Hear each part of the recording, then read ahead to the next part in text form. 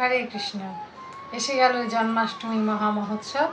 আপনাদের সকলকে জানাচ্ছি শুভ জন্মাষ্টমীর আন্তরিক প্রীতি ও শুভেচ্ছা।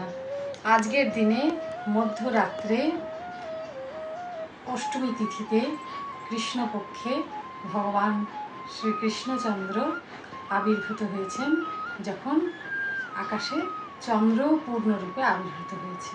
তাই এই প্রসঙ্গে বলা যেতে পারে যে চন্দ্র কীভাবে অষ্টমী তিথিতে আবির্ভূত হলো। কিন্তু যখন চন্দ্রবংশে ভগবান আবির্ভূত হলেন, তখন চন্দ্র আনন্দে উৎফুল্ল হয়ে ভগবানের ইচ্ছায় এই অষ্টমী তিথিতে পূর্ণচন্দ্ররূপে আকাশে আবির্ভূত হলেন এবং দেবকীর গর্ভে ভগবান এখানে চতুর্ভুজ রূপে আবির্ভূত হলেন। ভগবান যখন আবির্ভূত হলেন, তখন দেবতারা আকাশ থেকে পুষ্পবৃষ্টি করতে লাগলো, আর মেঘেরা সমুদ্রের তরঙ্গের সঙ্গে মন্দ মন্দ গর্জন করতে লাগলো।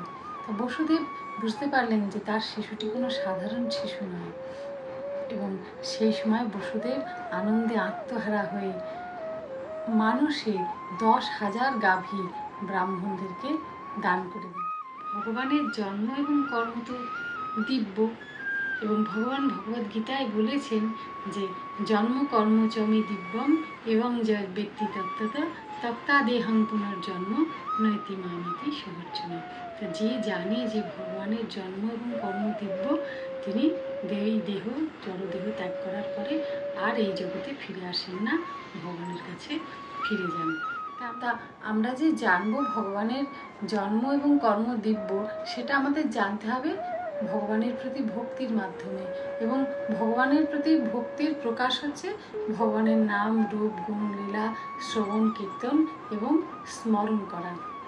তার শ্রীমদ্ ভাগবতে একটা শ্লোকে বলা হয়েছে, শৃণ্যান গৃণান সংস্মরয়াংশ্চ চিন্তয়ং নামানি রূপানি চমঙ্গলানিতে ক্রিয়াসু যৎ যৎ চরণারবিন্দায় আবিষ্টচেতা ন ভবায় কল্পতে।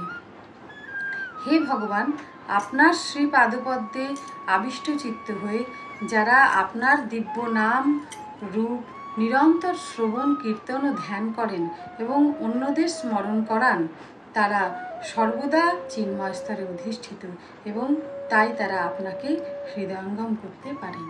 তো আজকে আমরা অনেক ক্লাস শ্রবণ করব, অনেক গ্রন্থ পাঠ করব এবং ভগবানের সেবায় যুক্ত থেকে রাত্রি 12টা পর্যন্ত উপবাস করে এবং তারপরে অভিষেক দর্শন করে জন্মাষ্টমী ব্রত পালন করব। হরে কৃষ্ণ।